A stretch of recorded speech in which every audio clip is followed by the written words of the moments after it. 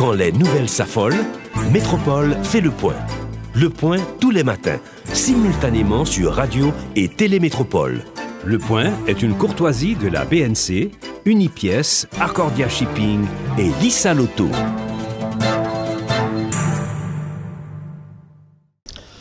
Madame, Monsieur, bonjour. Bienvenue à la rubrique Le Point de Radio et Télémétropole.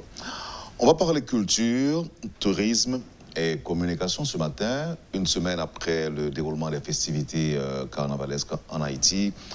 Nos invités sont Madame Myriam Jean, ministre du Tourisme, et le ministre de la Culture et de la Communication, Monsieur Pradel Henriquez, un homme de médias aussi, avant d'être ministre de la Culture et de la Communication, ancien directeur de médias, directeur de Télémac, directeur de la TNH. Vous êtes apparemment dans votre assiette, Monsieur le ministre. Oui, absolument. Alors, permettez que je salue Madame Jean. Bonjour, merci d'accepter d'être avec nous à Métropole ce matin. Bonjour Wendell, merci de nous recevoir. Monsieur le ministre, bonjour. Et Pradel Henriquez, merci d'accepter l'invitation de Métropole. Bonjour Wendell Théodore, bonjour aux téléspectateurs, aux auditeurs, aux internautes, bonjour aux caméramans. J'adore les saluer aussi parce que je sais que derrière vous, il y a une batterie de compétences techniques, production, retransmission, etc. En général, c'est à eux de nous vendre comme ils le souhaitent, comme ils le veulent, comme ils le désirent. Et celle qui nous embellit aussi, tout à le fait. Maquillage. Voilà. Est-ce que d'entrée de jeu, on peut déjà parler de bilan? On sait qu'il n'y a pas eu de mort au carnaval, heureusement. Et chez moi, malheureusement, je crois qu'on a eu un mort, peut-être en dehors du parcours, loin du parcours, mais quand même, on a recensé au moins un mort lors des festivités. Mais à Port-de-Paix, il n'y a pas eu de dégâts. Et le ministre de la Culture dira quoi en ce qui concerne les festivités déroulées à Port-de-Paix cette année? Bon, alors, ce que je dirais, c'est que cette année, le carnaval s'est déroulé dans un contexte très particulier. Très particulier, c'est-à-dire que vous avez eu... nous sommes quand même dans ce qu'on pourrait appeler une année sanitaire très complexe. Le monde entier, entre février 2020 et février 2021, a connu une pandémie, connaît encore une pandémie. Et jusqu'à hier, les États-Unis ont vécu, ont un chiffre énorme en termes de morts. 500 000, donc un demi-million de morts. Maintenant, le gouvernement... en mars 2020, a commencé à prendre les mesures qu'il faut pour protéger sa population. Entre mars et juillet, le président de la République, le Conseil des ministres, le chef du gouvernement, les ministres se sont réunis et ont assoupli les mesures et nous nous sommes tournés vers les loisirs. Et c'était l'été. Et en fonction de toutes les analyses qui ont été faites par les experts en la matière et qui ont conseillé le gouvernement, donc on a assoupli les mesures et nous sommes entrés dans les fêtes patronales. Et à la fin de l'année, nous avons adopté les fêtes de fin d'année, pas vrai? Et le carnaval, qui est arrivé en février 2021, entre dans cette logique de loisirs et de choix économiques. Et en même temps qu'il est nécessaire de rester vigilant par rapport à la maladie qui est dans le monde. Ceci dit, ce carnaval prend aussi naissance en février 2021 à Port-de-Paix dans un contexte politique et sécuritaire aussi spécial, du côté sanitaire. Il y a plusieurs contextes.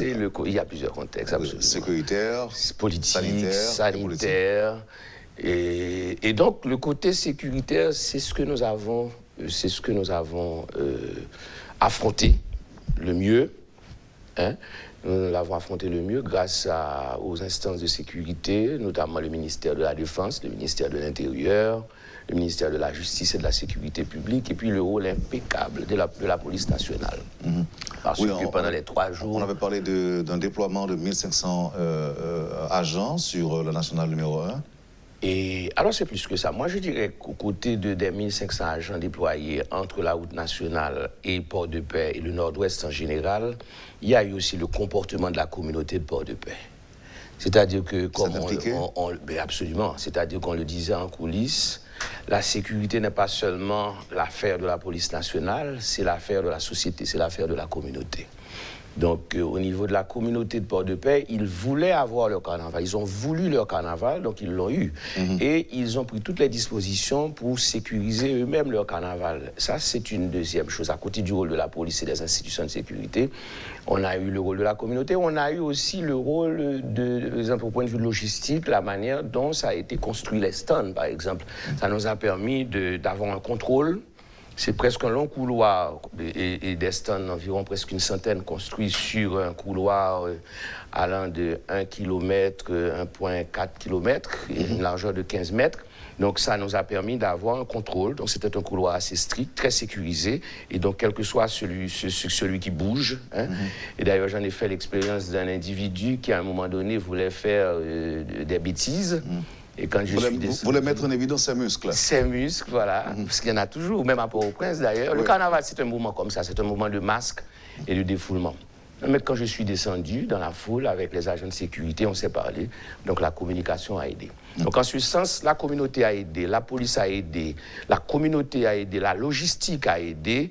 Nous avons eu ce qu'on peut appeler une vigilance qui nous a permis d'avoir ce carnaval. Mais n'empêche que ces contextes-là que vous avez évoqués il y a quelques instants ont quand même impacté l'industrie du tourisme.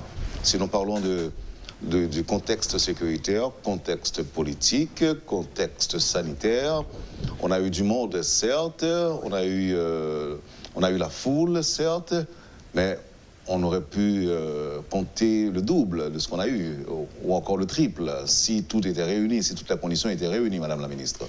Absolument, Wendell. À titre d'exemple, merci. Absolument. À titre d'exemple, le mercredi, quand on est revenu, chacun de notre côté, on a eu de l'expérience des amis qui nous disaient « Ah, si je savais que ce serait ainsi, j'aurais été au moins le dernier jour. » Et le dernier jour, effectivement, on a eu plus de monde que le dimanche. Le lundi, on a eu plus de monde et le mardi, encore plus de monde. Effectivement, la situation sanitaire a dissuadé les voyageurs. Vous savez, aujourd'hui, tous les pays réclament les tests négatifs de Covid pour pouvoir voyager. Donc, les déplacements, ça a un petit peu limité les déplacements et aussi la situation sécuritaire. Mais économiquement, je peux témoigner que ça a été un succès aussi pour le département pour le département en général. Je sais aussi qu'il n'y a pas beaucoup d'hôtels à Port-de-Paix.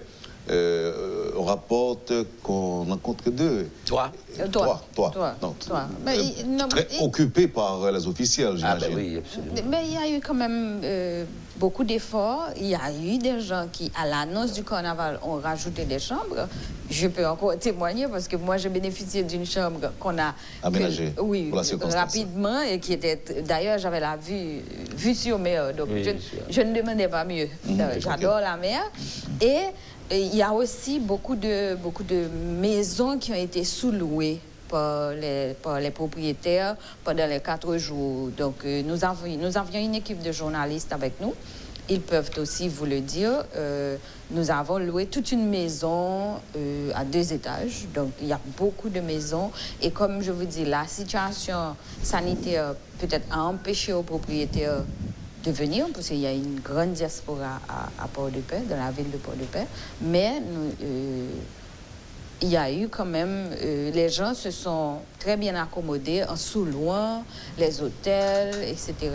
Mais il y a plus que 3 hôtels, au fait, parce que nous avons dans notre travail au niveau du tourisme de recherche et de prospection, nous avons recensé plus de 300 chambres d'hôtels. À Port-de-Paix? À Port-de-Paix, oui. Et même si avant, les hôtels, ça ne marchait pas trop bien, mais tout de suite, à l'annonce du carnaval, ils se sont bien aménagés. Par exemple, 2, 3? Alors, non, nous avions commencé dans le temps, 2015, on avait commencé cette campagne d'annotation d'hibiscus pour les centres hôteliers, mais on n'avait pas fini Mais aujourd'hui, encore une fois, question de perspective, cela nous permet de retravailler sur la formation du personnel hôtelier d'abord et aussi sur cette classification que nous allons faire parce que, n'oubliez pas, l'idée aujourd'hui à la noce du carnaval et ce carnaval qui a eu lieu à Port-de-Paix, c'est l'ouverture de ce département. En quelque sorte. Mais dans le cas qui a posé mes questions-là, dit, bon, après le carnaval a fini, qui s'est créé Port-de-Paix? Il reste beaucoup de choses, mais avant, il y a une chose qui reste. Et on ne vous dit pas trop que Port-au-Prince nous étouffe. Nous sommes ici à Port-au-Prince, presque dans un ghetto. On nous a pris en otage.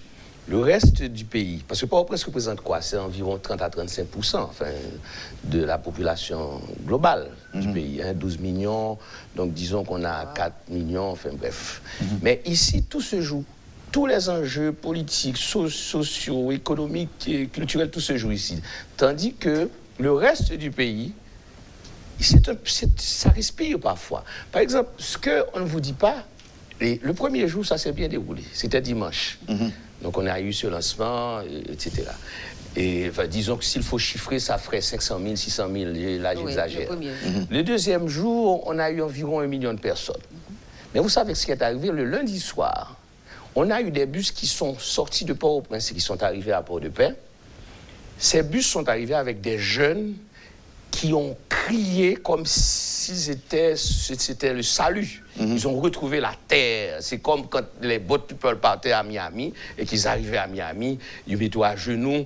Donc c'est exactement ce qu'on a eu. Les gens dormaient par terre, dorment dans les bus. Et donc, Port-de-Paix... Faute de mieux ou bien... C'est-à-dire que on n'avait pas besoin de chambre. On avait besoin d'un air, de notre air pour respirer. Ça fait 3 jours, ça fait 2 jours. Hein? Bien sûr. 2 jours sans c'est-à-dire que dormir à la Belle Étoile. Déjà débarquer dans une ville où l'on respire, c'était ça le plus important. Et c'est ça ce qu'ils ont eu Port-de-Paix. Une ville où au moins on respire, il n'y avait pas d'insécurité, il n'y a pas de barricade, la population est off, et la police aussi est off, et puis vous avez une logistique du carnaval qui était bien huilée. Alors permettez que je revienne avec la question, par contre, question nous a répondu, et une industrie qui prend naissance, par contre, nous faisons une expérience de carnaval pour la première fois, et en pile monde déplacé. Et c'est vrai que je connais qu'il y a une route qui fait pour te permettre que le carnaval en fait. Mais à part ça, qui s'est créé pour mon Port-de-Paix? Mon Port-de-Paix qui suivre dans la cour là et par rapport à l'année prochaine, si tu as gagné pour gagner des festivités carnaval, est-ce que mon yo bon bagay qui était pour Port-de-Paix, qui était dans Port-de-Paix?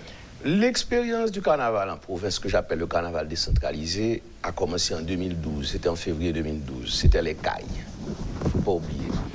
Moi, je crois que c'était avec le président Martelly. Donc, il a décidé de déloger le carnaval de Port-au-Prince vers les cailles. Déjà, les cailles ont gagné. Donc, disons que c'était peut-être l'un des plus beaux carnavals aussi. Hein, le carnaval des cailles, février 2012. Et donc, du coup, quand on vous amène, et là, la ministre du Tourisme, ma collègue, va être d'accord avec moi, on vous amène quand même un investissement. Il ne faut pas oublier que le carnaval, c'est une entreprise économique. C'est un investissement économique. C'est-à-dire que vous avez un projet culturel qui s'appelle le carnaval, qui a une histoire d'ailleurs que Haïti n'invente pas. Nous n'avons pas inventé le carnaval. Le carnaval est universel. Je l'ai dit, ça remonte aux Gréco-Romains. Et ça a été adopté au Moyen-Âge entre un événement païen qui est devenu religieux. Donc, quelque part, vous avez un mélange du religieux et du paganisme dans le carnaval. Et puis, cette trajectoire du carnaval universel qui arrive en Haïti est devenu africain, est devenu européen. Et chez nous, c'est devenu haïtien créole. Donc, c'est pas sans raison que vous l'avez très fort, le carnaval, au Brésil, en Guyane, dans les pays créoles en général. Et puis, d'ailleurs, vous avez eu le carnaval en Martinique cette année. Non, même si c'est différent quand même. C'est pas le même, c'est pas le même carnaval quand même. Au fait, ce qui est intéressant, c'est... On essaie souvent de vanter le côté couleur du carnaval brésilien. Chez nous, on a cet aspect couleur aussi, mais ce n'est pas la même démonstration, ce n'est pas le même spectacle. Ça ne peut pas être la même chose. C'est difficile, c'est une question de culture. Oui. Chaque fois que vous avez des éléments culturels qui entrent dans un pays, ce pays transforme. Et donc Haïti, si je comparais le carnaval haïtien avec celui de la République dominicaine, où j'ai été une fois, ou avec le carnaval de Venise en Europe, ben vous verriez que ce n'est pas la même chose, ça ne peut pas être la même chose absolument. D'ailleurs, nous avons un carnaval ici qui est extrêmement hot, comme on dit en anglais, qui est très chaud, très tough. Oui. Notre carnaval, vous regardez bien les gens, c'est pas le petit carnaval brésilien. Hein? C'est un carnaval vraiment où l'on vit et où l'on meurt. Hein? Le Brésil, ce sont les écoles de danse, c'est la mode, tout ça. Ça aurait pu être ici aussi. Et chez nous, c'est le côté artisanat, c'est l'artisanat d'abord. C'est l'artistique, c'est la musique. Au fait, vous avez un carnaval à 2 vitesses, l'artistique, toute la valorisation de l'artisanat, les chars allégoriques, et puis vous avez le carnaval musical. Mais j'en reviens à votre question de tout à l'heure sur ce qui reste à Port-de-Paix. Je voulais vous dire que ce qui reste à Port-de-Paix, c'est ce qui devait rester au CAI, c'est ce qui devait rester au Gonaïve, qui a reçu aussi le carnaval décentralisé, c'est ce qui devait rester au Cap-Haïtien, qui a reçu le carnaval décentralisé, sauf que Port-de-Paix a reçu un peu plus, ou un peu mieux. Pourquoi? Parce que Port-de-Paix n'avait rien. Port-de-Paix est parti de zéro. Ne jamais oublier que c'est un exemple personnel. Moi, je suis de Port-de-Paix, mon grand-père est de Port-de-Paix, mon papa est de Port-de-Paix, mais j'avais toujours choisi le plateau central où je me suis installé pendant pratiquement 30 ans. Port-de-Paix, je n'y suis jamais allé parce qu'il n'y avait même pas de route. Il n'y avait même pas de route. Ce qu'aujourd'hui vous avez, le carnaval fait que mon collègue des travaux publics, Joachim Schneider, s'est installé à Port-de-Paix pour toutes les infrastructures routières et l'électrification de la ville. Ça, au moins, ça reste. À côté des loisirs, de cette entreprise économique, de ce million de personnes, ou 1,5 million qui arrivent à Port-de-Paix pendant les 3 jours gras, et qui investissent, ils dépensent. Port-de-Paix gagne au moins ça au point de vue économique. Même dans la réaction des Port-de-Paisiens, par exemple. Permettez-moi de revenir sur ce qui reste à Port-de-Paix. Il y a ce qu'on voit, il y a ce qu'on ne voit pas non plus. Il y a cette ouverture, du coup, au monde. Il y a l'autre image de Port-de-Paix. Moi, j'ai fait 2 fois en avion. C'est un département que moi, j'ai vu très boisé.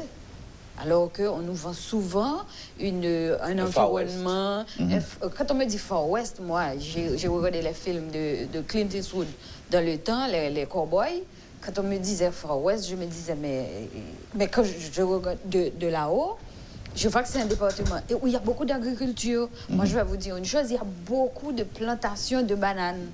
Parce qu'ils exportent beaucoup de bananes vers Bahamas. Mais ça, on ne le dit pas. Donc, il y a déjà cette ouverture, ce qu'on ne voit pas, cette ouverture, déjà, et les perspectives d'avenir aussi pour la ville de Port-de-Paix et pour tout le département. Et ça, donc, on vend une partie de l'image, sinon la mauvaise image de Port-de-Paix. La bonne image.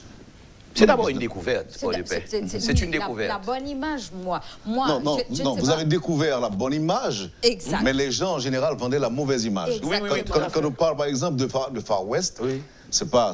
Exact. Parce que moi, personnellement, j'ai posé la question au président de la République, qui est natif de la zone. Je lui ai dit, mais pourquoi on vendait toujours cette image du département et de la ville de Port-de-Paix? Parce que quand on me disait Far West, il n'y avait pas d'eau, il n'y avait pas de nourriture, c'était le désert, Et pourtant, ce n'était pas ça du tout. Moi, j'ai retrouvé une... Et ceci à coup de reportage, hein? Oui, à coup de reportage. Matraquage, manipulation. Avec beaucoup de constructions, et des constructions standards, au fait. Avec tout le sanitaire et tout. Alors, laissez-moi vous dire, moi, ce que j'ai vu de Port-de-Paix. Il ne faut pas oublier que Port-de-Paix, c'est une ville qui est créée au XVIIe siècle par les Espagnols. Déjà, la ministre parlait d'une ville ouverte. Ce n'est pas une ville seulement ouverte où les projecteurs sont braqués sur Port-de-Paix. C'est un peu ce que... C'est-à-dire que vous avez des projecteurs nationaux qui sont braqués sur la ville pendant les 3 jours gras et pendant la période, vous avez des projecteurs mondiaux.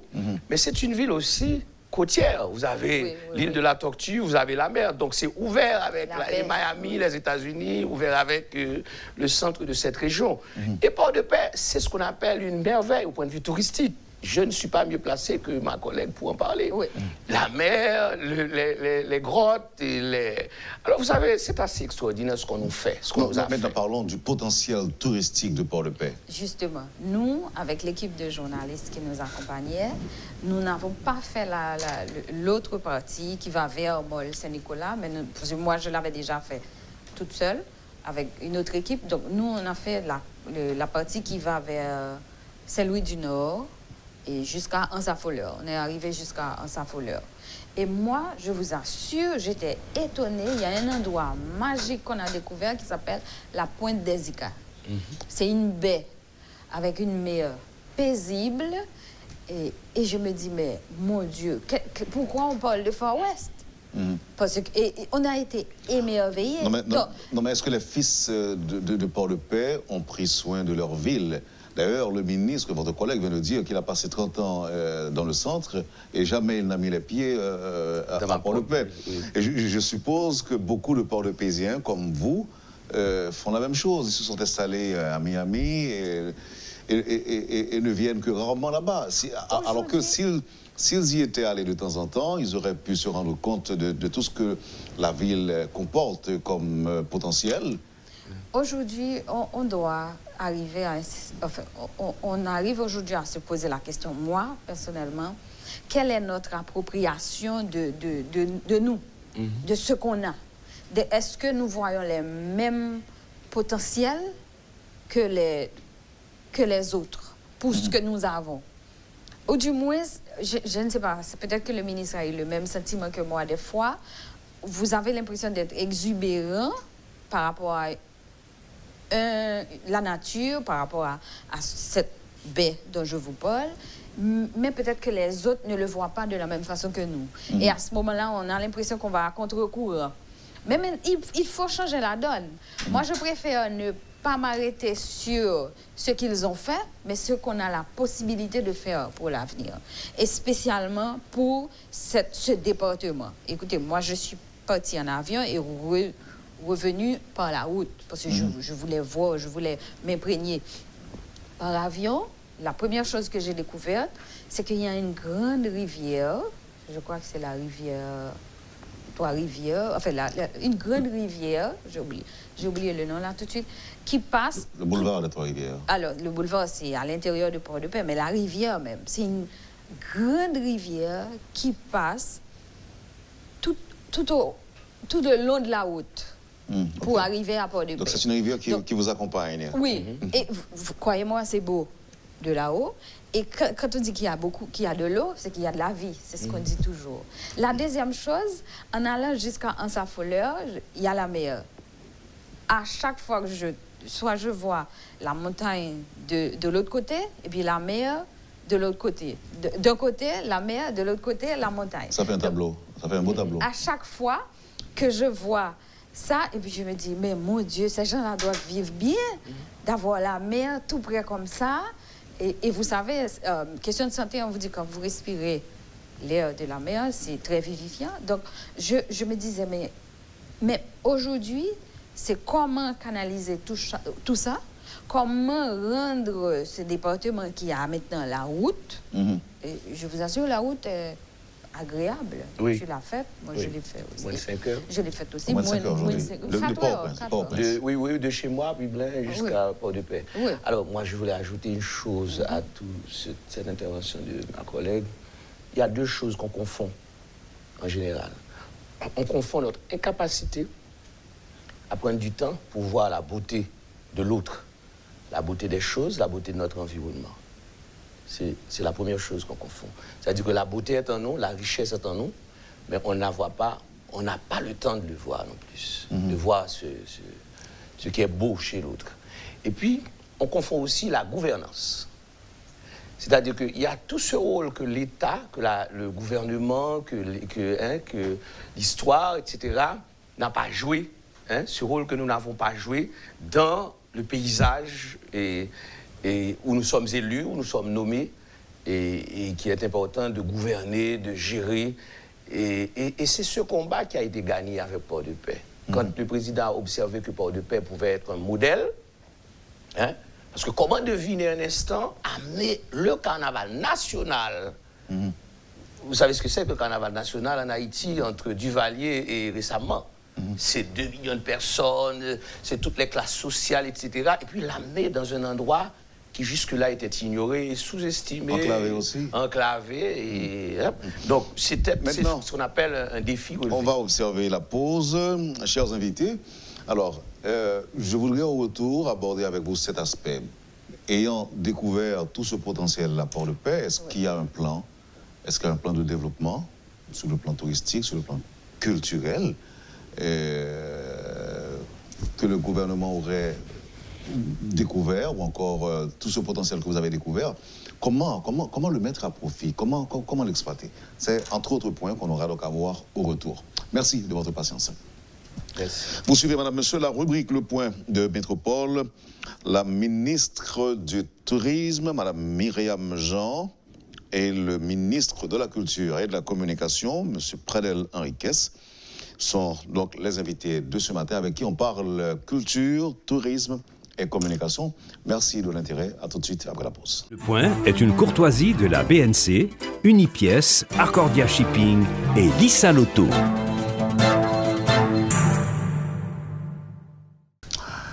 Bienvenue, madame, monsieur, à la deuxième partie de la rubrique Le Point de ce matin. Madame Myriam Jean, ministre du Tourisme, et monsieur Pradel Henriquez, ministre de la Culture et de la Communication, sont les invités de ce matin. Mais avant, il faut parler, il faut rappeler que dans la NIP, tu as un petit tremblement de terre, en fait, tu as un tremblement de terre matin, 4.2. Et bon, t'as semblé, Dieu merci, pas gain des dégâts, parce que pas gain rien qui vient de joindre nous qui t'a fait quoi que gain des dégâts. Oui, et nous t'ai dit avant pause là, nous parler de mais avant point que me t'ai annoncé, est-ce que alors on reproche toujours fait nous chaque année, c'est que en pile l'argent décaissé, débloqué et puis pas jamais de rapport financier qui base sur l'ensemble des dépenses qui fait pendant la festivité carnavalesque. Est-ce que cette fois-ci, monsieur le ministre, ça va se faire? Ben, ça a toujours fait. Malheureusement, que c'est ça qu'il dit, mais il a toujours fait. Moi-même, pas oublié, moi, c'est un ancien fonctionnaire du ministère de la Culture. Moi, là, depuis 94, 95. Moi, j'étais commissaire du carnaval entre 98 et 2004. Peut-être tout cas pas connaître, je suis le commissaire du carnaval de 2004. C'est moi-même qui t'a opéré en février 2004. Le chaos qu'on connaît et qui t'a gagné GNB Laval. Est-ce que tu as gagné un carnaval de ça, non? Ben, il y avait un carnaval, c'était en février 2004. Et il tombait exactement 14 février, c'était un mardi. Tandis que le 14 février, justement, c'est la comparaison à faire. Le 14 février 2004, carnaval a tombé au mardi. Et le 14 février 2021, il tombe au dimanche. Pas vrai? Et ça, je me souviens bien, j'étais commissaire du carnaval. Il y avait un véritable chaos. Nous n'avons pas eu ce chaos en 2021. Mais ça, je suis capable de dire, c'est qu'il y a toujours... D'abord, le principe est simple. Il y a ce qu'on appelle le budget du ministère de la Culture, qui est le budget des activités culturelles et qui englobe, qui prévoit déjà le carnaval. Donc, il n'y a pas à en sortir de là. Et ce budget qui varie entre 50 millions de goudes et 75 millions de goudes, on n'est pas capable de financer rapport. Donc c'est automatique. Tu sais, parce que les gens, souvent, lorsqu'ils sont de l'extérieur, vu que nous sommes dans un pays où il y a toutes les suspicions, ils disent ça, OK? Donc, en ce sens, c'est ce qu'on appelle un rapport financier qui est automatique et on ne pourra pas s'en passer. Et le ministre de la Culture peut vous en dire long parce que c'était mon problème des charges déjà quand j'étais directeur général du MUPANA.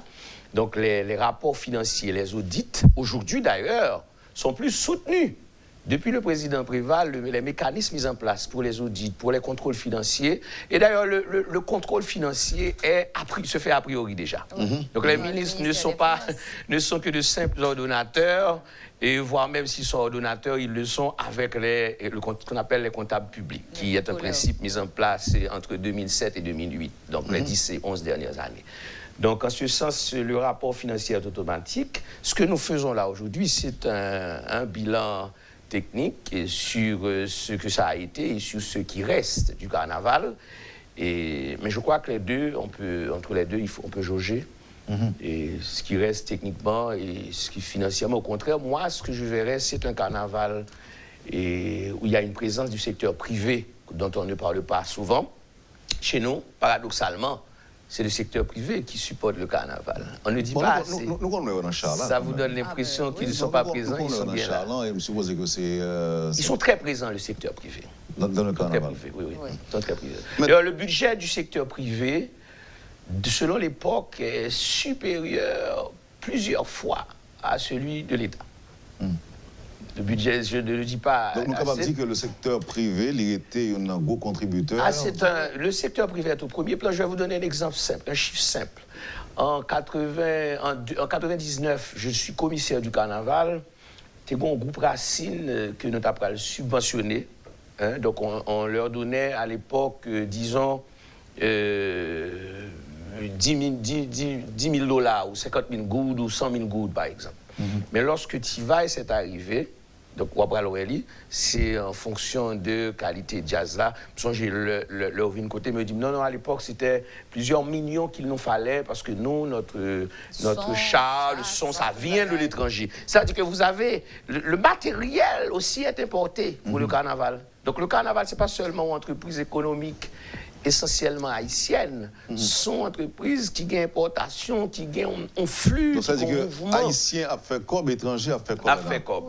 Et tout le monde a fait comme. Il y avait un monsieur, un monsieur, pendant des commissaires carnaval, qui était chaque temps, même en cortège, j'étais très sécurisé. Monsieur Campé, monsieur dit, il me faut boire une bière. Je dis, pour qui ça? Il dit, il me faut boire une bière là, ou pas payer. Je dis, pour qui ça? Il dit, c'est dans le carnaval là, moi-même payer caille, moi. Donc, carnaval là permet de payer Kaili et donc, monde qui a organisé carnaval là, donc, le boycotté, ça a représenté au manque à gagner. Absolument. À titre Port de Paix, moi-même, dans l'hôtel côté que nous t'ai hébergé nous, et bon, la loi de l'offre et de la demande a joué. Parce que quand pile de demande, pas assez offre, ça veut dire priorité augmentée. Mais dans l'hôtel côté à mon départ, la propriétaire de l'hôtel est venue me trouver pour me dire faut qu'on remercie le président de la République là pour moi parce que par contre ça le fait pour moi. Pendant 3 jours grayo avant après tout le monde comme que il fait en fait. Et ça moi prend un niveau, malé non niveau qui pipiti. Il y avait une dame qui travaillait à la maison qu'on avait sous-loué également. Et cette dame-là, les matins, elle sortait très tôt. Elle a sorti bien bonheur. Et puis, il me dit, mais je dis, en général, qui sont faits. Il dit, pendant 3 jours, graille là, madame, chaque matin, je suis obligée de sortir bonheur parce que je vais aider les gens à faire manger. Et ça, bon, comme chaque jour. Alors, je me souviens qu'avant, pour exemple, tu as annoncé qui plan de relance que nous envisageons, que le gouvernement a envisagé. Question ça est pratiquement liée, si vous voulez, avec ce qui s'est créé pour Port-de-Paix. Mais de façon plus explicite, on dit sur le plan touristique ou encore sur le plan culturel. Qui plan que nous gagnons pour permettre que un pile balle al fait dans Port-de-Paix, un pile monde fait tourisme local. C'est vrai que Covid là, on va que la vie, Covid là va aller. Et en tout cas, c'est un souhait, mais pour bientôt. Et puis les vaccins, etc. Une question sécuritaire, une question de kidnapping jeudi là, il faut réfléchir 1000 fois avant de sortir. C'est quoi le plan, monsieur le ministre de la Communication? Bon, me répondre d'abord, parce que nous sommes toujours, merci ministre, nous sommes toujours dans le débat là, sur ce qui reste. La ministre est en train de parler. Je vais vous dire une chose. Et le président de la République, en Conseil des ministres, fait ce qu'on appelle un choix politique. Il décide que le carnaval se fait à Port-de-Paix. Un peu comme le président Martelly avait décidé que le carnaval se faisait au CAI. Donc c'est un choix politique. Les institutions technico-politiques, les ministères, tourisme, culture, santé publique, travaux publics, et l'intérieur, etc., eux-mêmes, ils font atterrir cette décision politique. Pas vrai? Maintenant, le carnaval, ne pas oublier que c'est un événement culturel essentiellement urbain. Donc la ville est importante. Donc le maire de Port-de-Paix, avec qui j'étais toujours en contact, exactement comme j'étais en contact avec le maire de Jacmel, sont là, dans ce cas précis, pour assurer déjà un suivi par rapport à leur ville. C'est un modèle qu'on vous apporte dans votre ville, à Jacmel, à Port-de-Paix, au Gonaïve, au Cap-Haïtien, on vous apporte une entreprise. Gardez cette entreprise. Donc ça, c'est la première chose. Et il n'est pas normal, par exemple, que vous sachiez qu'on est pour le bon carnaval, premier bagage qu'on a pour faire, c'est assurer sécurité ville ou c'est assurer propreté dans la ville là. Haïtien pas recevoir mon la Kaili, si ka la salle. OK? Et donc ça, c'est une leçon qui est importante pour nous, c'est la propreté de la ville par rapport aux efforts que fait le gouvernement central. Donc c'est capital. Et donc ça reste au moins dans une ville. Le sentiment de propreté, le sentiment d'appartenance à une ville propre, pas vrai? Et que Port-de-Paix, Jacmel ou toute autre ville sache que désormais, il y a un projecteur braqué sous moi, il y a une ville la caille moins, il faut ville moins propre. Donc ça, c'est la première chose qui reste. La deuxième chose qui reste, et ça, j'insiste, au niveau culturel, les mairies aussi ont une responsabilité culturelle. On l'oublie. Ils ont oublié que mairies, dans tout pays au monde, par exemple, moi, j'avais à Paris, j'étais à la mairie de Équateur, et c'était Uruguay. Ils ont un budget de 17 millions de dollars, c'était en 97. 17 millions de dollars en 97, le service culturel de la mairie de l'Équateur, de Uruguay. Pas vrai? Maintenant, il se trouve que nous-mêmes, nous n'avons pas de tradition de service culturel, de mairie. Nous perdons parce que dans le temps, on avait les services culturels de la mairie de Port-au-Prince, de la mairie de Pétionville, et des provinces, et de sorte que nous n'avons pas de budget non plus pour les services culturels. Donc les services culturels ont une responsabilité d'animer aussi leur ville. Et animant votre ville, le carnaval est inclus, les restaurants, le tourisme, la culture. Ce sont les événements, les festivals qui font vivre les villes. Maintenant, on a les sous-plans. Et puis plan, hier on a eu une réunion par exemple avec le Premier ministre sur la question de la problématique du patrimoine. Un premier constat nous fait, Port-de-Paix. Je parle de la culture, la ministre parlera peut-être du tourisme. Tu sais que, nous n'avons pas dit tout à l'heure, d'ailleurs, de la richesse de cette ville. C'est une ville riche dans le domaine du patrimoine. Qui ont un patrimoine naturel, touristique, historique, monument. Mais il y a qui estime que l'espace n'est pas entretenu. Mais c'est ce qu'on appelle la politique du patrimoine. C'est l'appropriation d'abord. Bon, quitter le ministre sans parler, c'est d'abord l'appropriation. C'est ensuite la politique. Et c'est en ce sens que hier, on a eu une réunion justement avec le Premier ministre.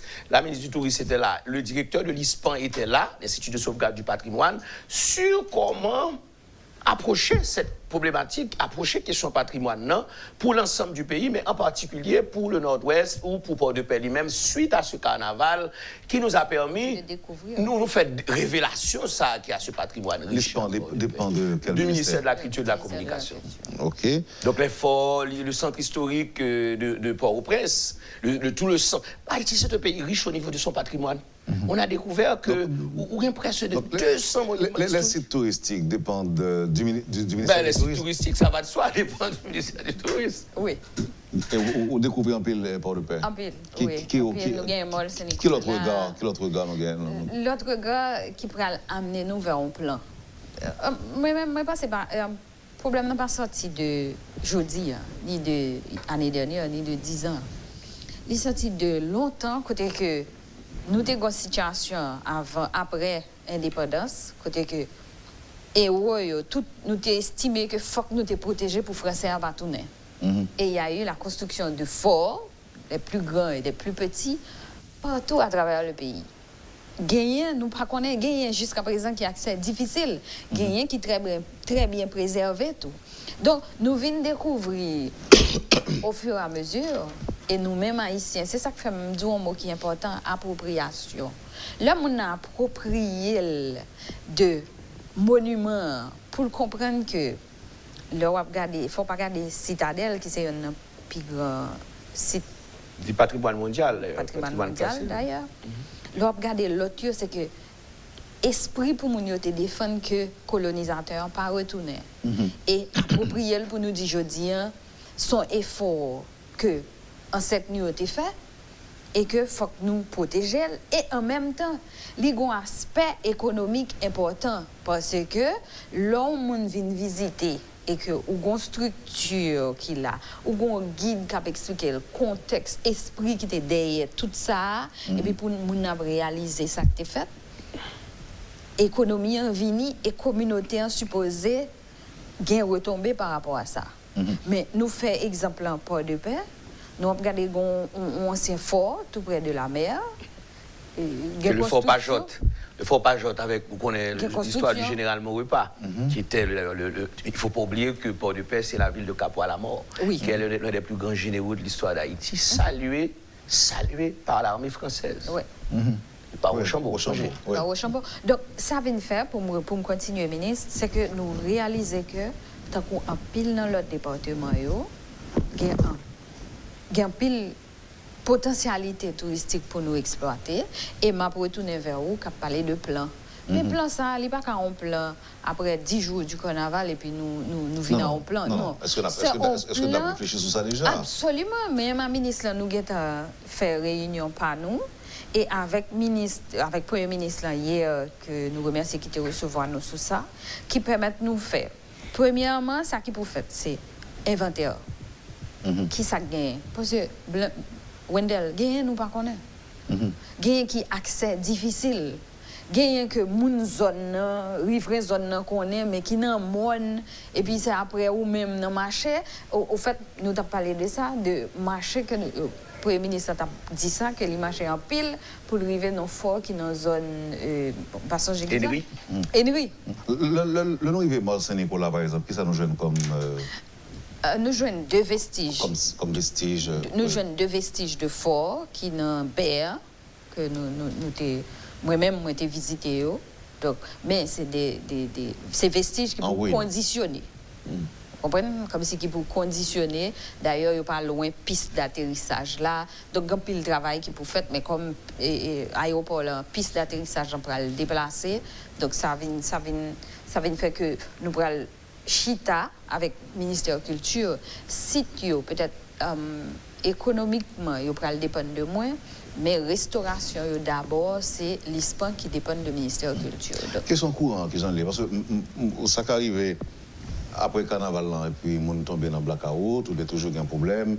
Et aussi, rappelez-nous là que le président est originaire de Port-de-Paix. Et c'est capable une belle source de critique. On nous dit que ça, le président Jovenel Moïse qui est de Port-de-Paix, les bails ont un bel carnaval, certes, mais après ça, la misère est raide. Et blackout, non, comme on encore même genre. Et qui ça encore? Et route là, pour le craser, route là mal faite et autres. Ça fait que moi un petit peu insister sur qui ça cap rété, cap duré en termes de développement de cette zone. Je me permets, avant de laisser la parole à mon collègue, je me permets de me dire que nous tout admettons qu'il reste beaucoup à faire. Rété en pile pour faire. L'Europe parlait de courant, nous, centrale électrique, mais il y a le réseau aussi. Après le réseau, il y a les branchements. Après le branchement, il y a paiement. Donc, et Port-de-Paix, il y a un pile pour faire. Ça veut dire qu'il ne faut pas. Ce n'est pas seulement mettre courant, c'est faire courant arriver à la Caïmounio régulièrement. Et ça, c'est tout une structure. Ça, j'ai au début, le ministre a salué tout ça qui fait que l'émission, ça est possible là, pour arriver à joindre mon sur téléphone, sur télévision, sur laptop, etc. Donc, il y a. Nous admettons que rété en pile qui peut faire. Parce que Port-de-Paix n'a pas de rien du tout, apparemment. T'es gagné, mais il était à l'état. Oui. Base. Moi, je comprends. Base. On a un blackout. À partir du moment où on a un blackout, on a fait noir. Et des bons pays, on a fait noir. Par contre, si ça a un riveau, et leur télévision là, au climat, et puis subitement, on prend courant, et puis on effondré. Le blackout, c'est extraordinaire. Et c'est ça que fait le président Jovenel Moïse pour lui-même, question. Électrification, d'ailleurs, je dit hier dans l'autre télévision, Concert et chaîne 20. Et c'est une bagaille président, pas négocié du tout, que c'était sur l'électrification. Et c'est certainement un processus qui est capable d'avoir tous ses besoins en termes d'électricité, de lumière, j'aurais dit, avant 7 février 2022. Mais on aura par département, par zone, et selon un plan qui très clairement est exposé en conseil d'ailleurs, et possibilité que l'y atterrit, que ou joigne courant et que la population ait un courant, d'autant que courant lui-même, comme moi je dis, qui existe à Port-de-Paix, on a vu les infrastructures qui se sont installées, qui se sont implantées, pas vrai? Eh bien, c'est un bagage qui a fait, pas aucun erreur, pas un bluff. L'électricité, on l'aura, c'est le dada, comme on dit, du président de la République. C'est son dada, c'est aussi tout son combat. Monsieur le ministre. Et donc, du coup, malheureusement, nous pas le fini. Nous sommes en 4 minutes. C'était court. Vous songez? Nous songez très bien. Alors, nous pas capables de parler de culture sans parler des représentations artistiques et culturelles, les soirées dansantes, même cinéma. Gagner balio, salle de théâtre fermée, cinéma fermé, monde pas sorti encore le soir. Là, m'a plutôt adressé au ministre de la Communication. Kidnapping a fait quelqu'un, monde pas sorti le soir. Et au moment où on dit que bon, c'est la carrosse, on a essayé loisir. On a créé vos propres loisirs, sortir, on est obligé de calculer, sauf si vous avez. C'est vraiment faut qu'il besoin, je dis, pour sortir. Est-ce que dans les prochains mois, ministre de la Communication Catino, qui pourra le faire pour au moins être capable d'inciter les Haïtiens sortir, encourager aux capables de sortir? Et même question concernant tout, madame, même si vous n'avez pas le temps, madame la ministre, parce que là, il y a un aspect tourisme local.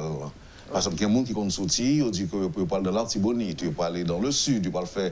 Maintenant, je dis, vous avez un Arcaï Captain nous, vous avez ça, Kafoussa vient Captain nous, et vous avez Matissan pour traverser les vous voulez sortir, et vous avez 400 Maouzo Captain nous, dit que vous parlez dans le centre. Pas bien, bon, on va dire pas bien la vie, mais écoutez, presque pas bien la vie, je dis. D'accord, vous. Et alors, sauf que avant de répondre à la question qui gagne plus son aspect sécurité et culture, sécurité et loisirs, je tout dit pour tous les téléspectateurs que je dis, la culture est en détresse. La culture dans le monde est en détresse. C'est un qui simple. Si vous regardez bien maladie créée les Covid là, c'est la culture, le tourisme et le sport qui attaquent carrément. Ce qu'on appelle des domaines collectifs. Tout domaine collectif, parce qu'il est entré son monde et puis il commet à toute collectivité, à toute communauté. Donc la culture est en détresse. Et c'est ça qui expliquait qu'en pile pays, en pile région, par exemple, où on a un effondrement de l'économie, parce que la culture joue un gros rôle, notamment côté de la France, pas vrai? Et on pourrait qu'il y a des crises politiques, ministre culture en compte avec Premier ministre, en compte à ministre finance, parce que la culture aujourd'hui sont catastrophe. Alors ça c'est de manière générale. Donc Haïti pas échappé. Nous avons une deuxième crise en Haïti par rapport à la culture, c'est que nous avons déjà gagné ça une crise infrastructurelle. Problème cinéma opposé, c'est pas aujourd'hui en daté. Cinéma haïtien disparaît.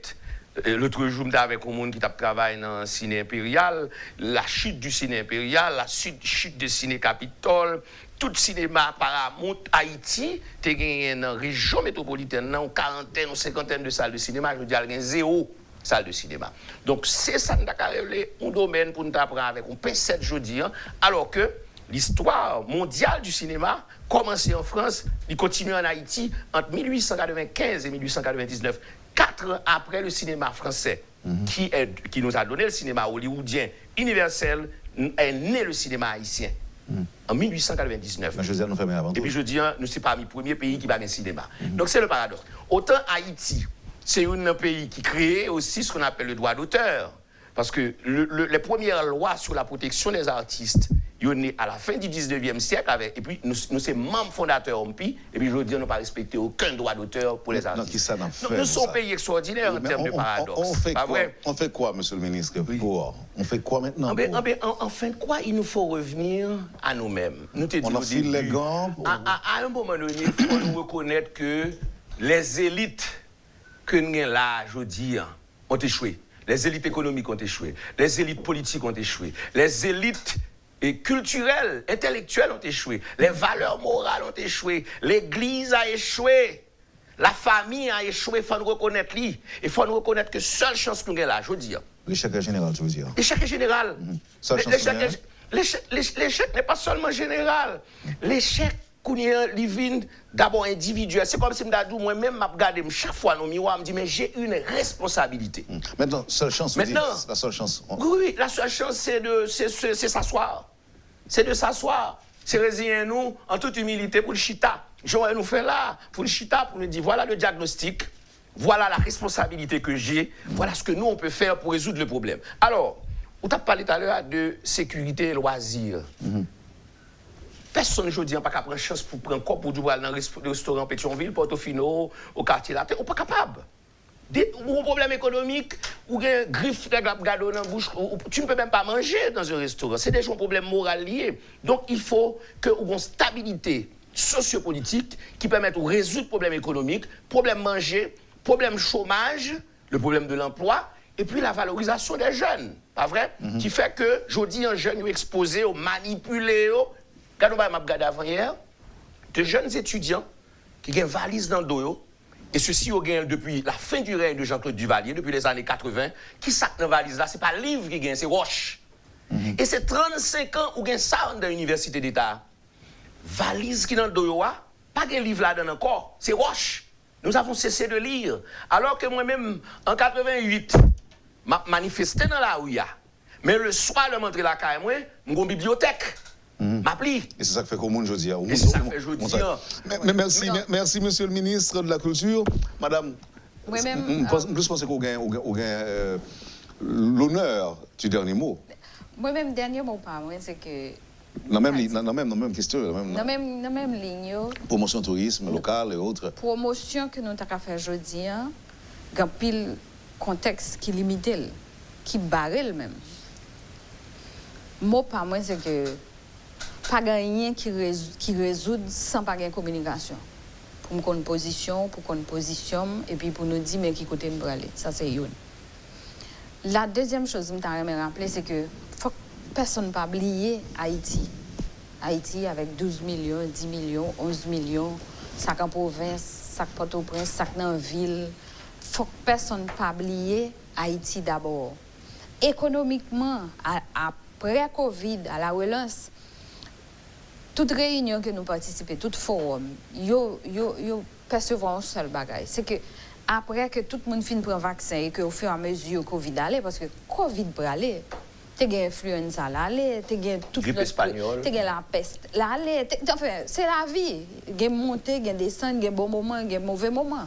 C'est un mauvais moment mondial. Mais après mauvais moment ça, moun pral envie déplacer, moun pral envie libre, moun pral envie al bol en mer, al wè beau paysage, al boire de l'eau cocoyer, al manger fruits de mer bol en mer. Enfin, moun pral envie ça.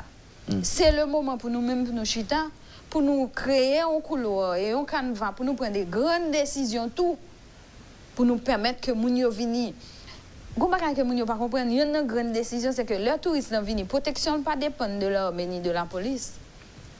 Il dépend de gens qui à proximité, il dépend de gens qui vivent dans site touristique, il dépend de gens qui vivent dans une plage, un hôtel de plage, il dépend de tout ça. Donc, il faut que nous chita pour nous mettre bon gens, mesures en place pour nous dire que moi-même, je ne peux pas camper pour me dire ah, un touriste qui a passé, un voleur qui a attaqué, et puis me dire ça, c'est la police, et puis me quitter ou attaquer. Non. De façon communautaire, on peut faire beaucoup de choses. Alors, je demande des ministres là, est-ce que par un bagage qui a fait véritablement, c'est peut-être le dernier parole que nous avons dit, pendant longtemps, nous avons pris plaisir à dire que nous sommes le premier peuple indépendant. C'est ça nous avons avancé comme prétexte pour dire que nous sommes grands. Et bien, depuis quelques temps en Haïti, qui s'en a regardé, c'est les Haïtiens qui ont fait du cannibalisme, qui ont mangé le monde, beaucoup de monde a mangé. Et un spectacle désolant que nous vivons semaine qui sont passées là, c'est un monde dans le village de Dieu raché avec coup de manchette et puis on mettait dans une brouette et puis on marché avec lui. C'est ça qu'on a offert aujourd'hui comme spectacle. Monsieur le ministre, vous en dites quoi? Quelques secondes. Comme moi dit, il y a l'État, il y a un gouvernement. Et l'État et le gouvernement